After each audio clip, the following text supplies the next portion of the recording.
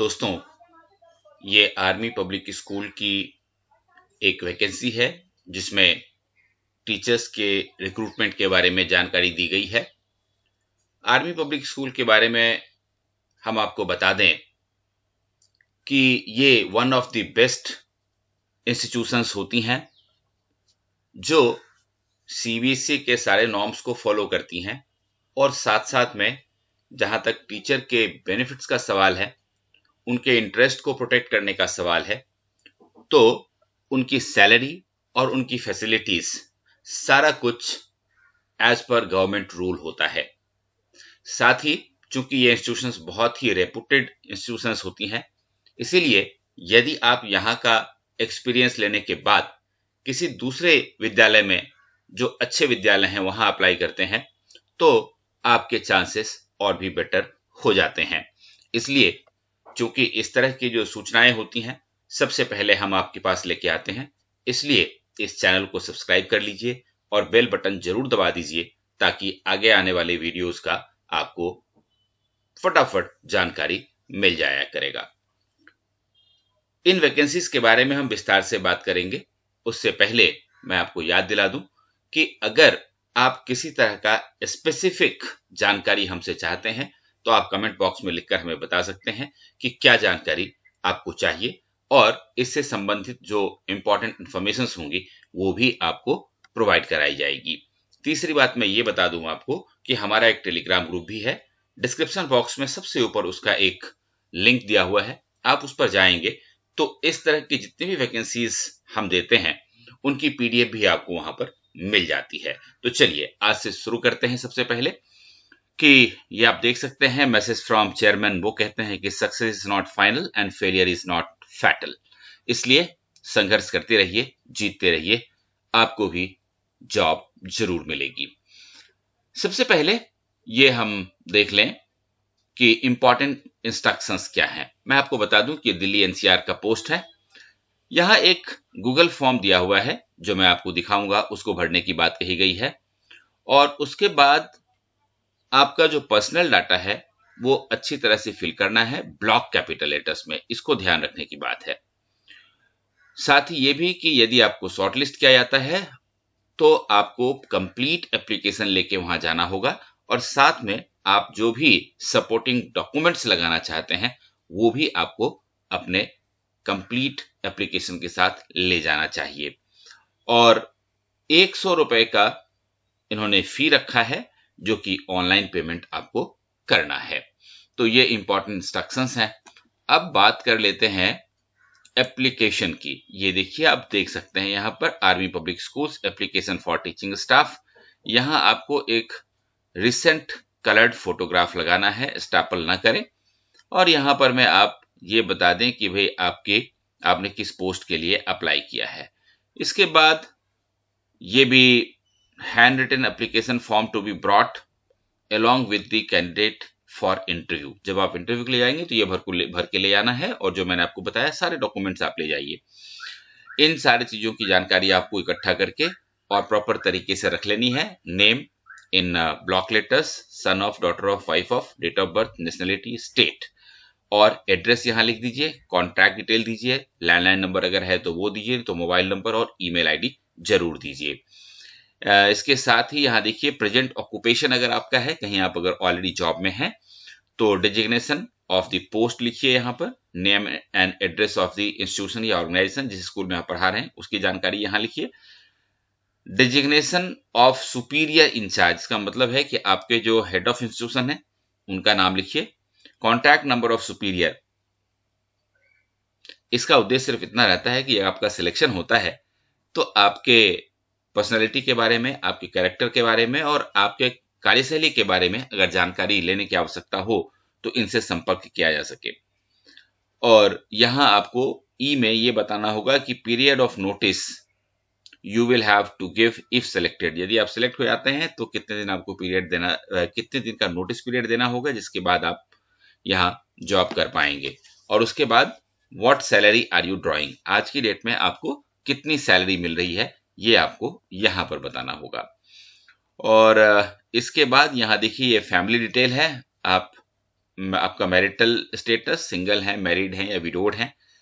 And if married या widowed है तो फिर name and occupation of spouse आपको बताना है। Number of children with age and sex आपको यहाँ बताना है। और उसके बाद पॉइंट नंबर 4 में एजुकेशनल रिकॉर्ड्स है जिसकी जानकारी आपको देनी है, जिसमें कि आपको स्कूल, कॉलेज और यूनिवर्सिटी के बारे में जानकारी देनी है।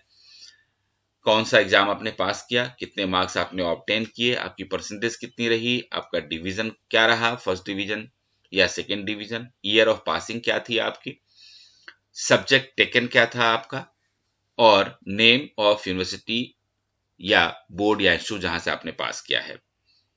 इसके बाद यहाँ ये आपको बताना है कि ग्रेजुएशन या पोस्ट ग्रेजुएशन आपने कॉरेस्पॉन्डेंस से किया है या फिर रेगुलर किया है। और उसके बाद have you cleared CSB, yes और नो। अगर यस है तो किस डेट को आपने पास किया वो यहाँ पर में लिख दीजिए। और सीटेट या एस्टेट अगर आपने पास किया है तो वो यहाँ लिख दीजिए। Name of the classes you would prefer to teach with subject, किस क्लास में आप पढ़ा रहे हैं, तो ये आपके टीजीटी, पीजीटी या पीआरटी जो भी आपका जिस भी डेजिग्नेशन के लिए आप अप्लाई करना चाहते हैं उसके हिसाब से आप यहाँ लिख सकते हैं। अगर आपने NCC, scout, music, art, dramatics, इन सब चीजों में जिसको हम लोग एक्स्ट्रा करिकुलर एक्टिविटीज कहते हैं उसमें आपका कुछ अचीवमेंट है तो यहाँ लिख दीजिए। मेरिट स्कॉलरशिप 1, कोई मेरिट स्कॉलरशिप मिली क्या आपको, तो यहाँ लिखिए। और उसके बाद लैंग्वेज जो आप रीड, राइट एंड स्पीक, लिखना, पढ़ना और बोलना जानते हो, यहाँ लिख दीजिए। और उसके बाद यदि कोई आपने बुक लिखी है, कोई आर्टिकल लिखी है तो उसकी जानकारी आप 10वें नंबर पर दे दीजिए। टोटल एक्सपीरियंस आपका जो रहा है वो ईयर्स एंड मंथ्स में यहाँ लिख दीजिए। और उसके बाद क्रोनोलॉजिकल ऑर्डर में स्टार्टिंग विथ योर अपॉइंटमेंट यहाँ आप भर दीजिए, जिसमें कि आपको experience as PGT, exact date to be indicated, कहाँ से कहाँ तक, कब से कब तक आपने यहाँ काम किया, किस स्कूल कॉलेज में किया, सब्जेक्ट कौन सा आपने पढ़ाया और कौन सी क्लासेस आपने पढ़ाई, कितने बच्चे उस क्लास में पढ़ते थे और आपका टोटल एक्सपीरियंस ईयर में कितना है। तो पीजीटी के रूप में अगर आपने पढ़ाया है तो यहाँ, अगर टीजीटी के रूप में पढ़ाया है तो यहाँ, और अगर पीआरटी के रूप में आपने पढ़ाया है तो यहाँ।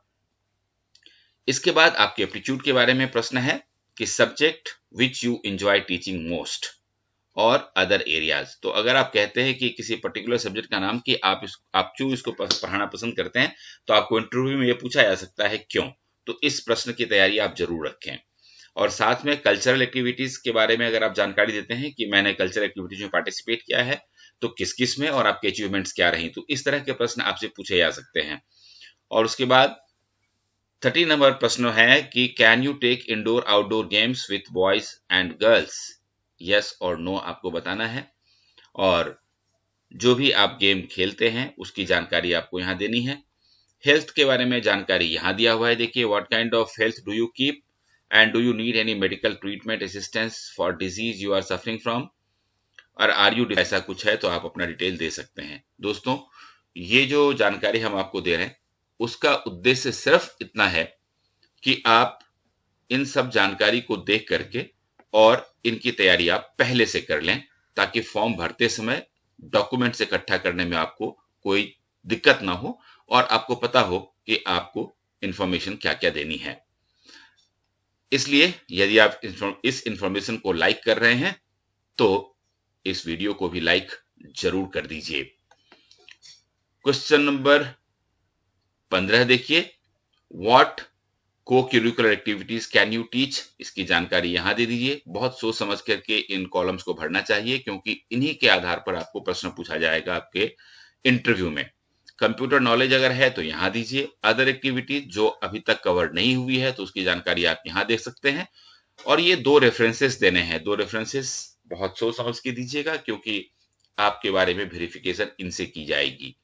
और उसके बाद यहाँ एक एग्रीमेंट है, यहाँ आपको सिग्नेचर करने की जरूरत है और यहाँ आपको डेट डालने की जरूरत है। तो ये हो गया इसका फॉर्म।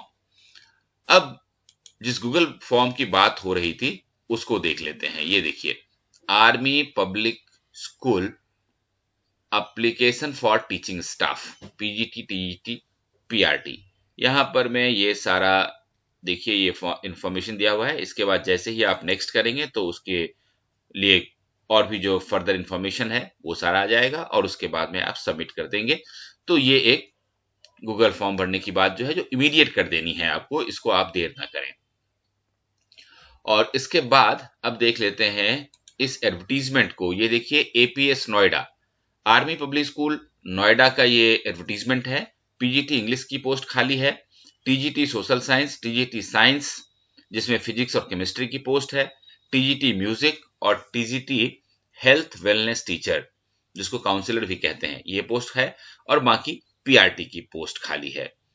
ये टाइम्स ऑफ इंडिया में इन्होंने ये ऐड दिया था। ये देखिए सेक्टर 37 अरुण विहार नोएडा, यहां पर में ये आर्मी पब्लिक स्कूल है। और requirement of PGT TGT PRT on regular basis, ये रेगुलर बेसिस के पोस्ट हैं, इसलिए बहुत इंपॉर्टेंट है। और आप देख सकते हैं कि यहाँ लिखा है कि army public school Noida requires competent experience teaching staff, candidates must be CBSE eligibility norms, CSP CTET qualified candidates are eligible to apply, proficiency in English and computer application is mandatory। और आप www.apsnoida.edu.in पर में आप जाएंगे तो ये सारी जानकारी आपको मिल जाएगी। और last date of submission is 21 March 2022, तो 21 मार्च तक आपको अप्लाई कर देनी है। उसके बाद आपके बायोडाटा के आधार पे आपको शॉर्टलिस्ट किया जाएगा और फिर इंटरव्यू के लिए आपको बुलाया जाएगा। तो आप जल्दी से इस फॉर्म को भर दीजिए और एग्जाम की तैयारी शुरू कर दीजिए। All the best.